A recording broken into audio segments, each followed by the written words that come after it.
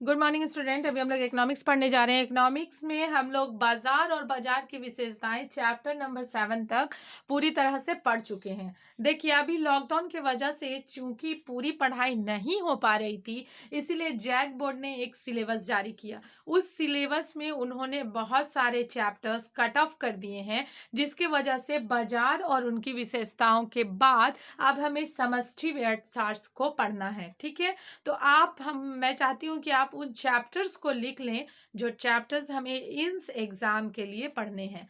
तो मैंने आपको ग्रुप्स में भी भेज दिया था कि कौन कौन सा सिलेबस में पढ़ना है, पर चूंकि ये इकोनॉमिक्स का है तो इकोनॉमिक्स में मैं आपको बता देती हूँ कि हमें कौन कौन सा चैप्टर्स पढ़ना है।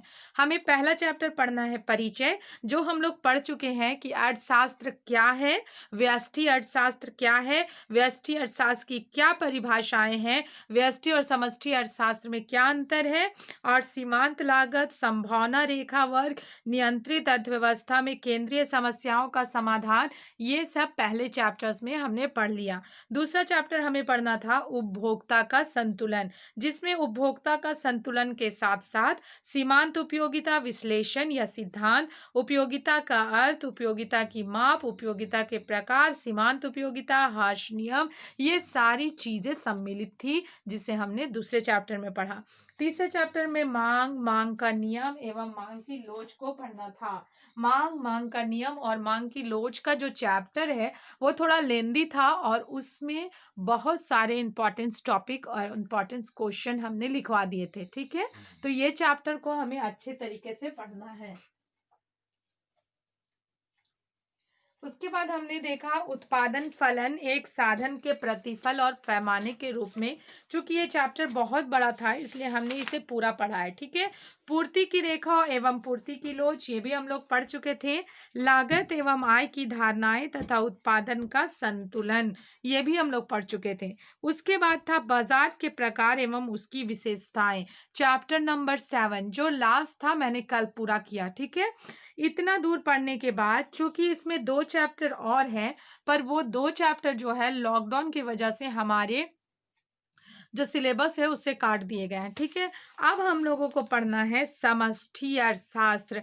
समष्टि अर्थशास्त्र के अंतर्गत टोटल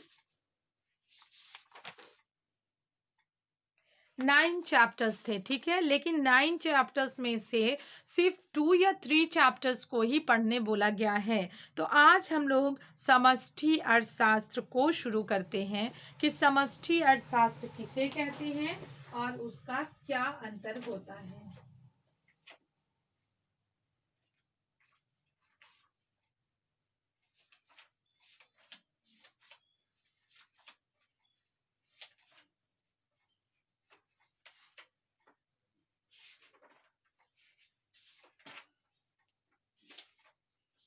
चलिए हम लोग देखते हैं कि समष्टि अर्थशास्त्र किसे कहते हैं। चूंकि मैंने आपको पहले भी बता दिया था कि व्यष्टि अर्थशास्त्र में हम छोटी छोटी इकाइयों का, व्यक्तिगत इकाइयों का अध्ययन करते हैं, परंतु समष्टि अर्थशास्त्र में हमें बड़ी इकाइयों या एक साथ बड़ी चीजों का अध्ययन करना पड़ता है। इसमें हम बड़ी बड़ी समस्याओं को सम्मिलित करते हैं, इसमें हम बड़ी बड़ी समस्याओं को सम्मिलित करते हैं, छोटी समस्याओं को नहीं लिया जाता। ठीक है, चलिए हम लोग देख लेते हैं कि समष्टि अर्थशास्त्र किसे कहते हैं।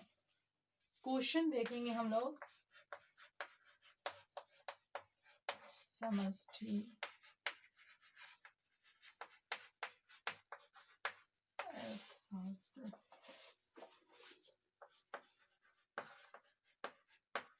किसे कहते हैं। ठीक है, समष्टि अर्थशास्त्र किसे कहते हैं वो बताइए। इसका स्पेलिंग होता है मैक्रो इकोनॉमिक्स। कि मैक्रो इकोनॉमिक्स किसे कहते हैं, देखिए। आधुनिक समय में अर्थशास्त्रियों ने अर्थशास्त्र की विषय वस्तु को 2 भागों में बांट दिया था।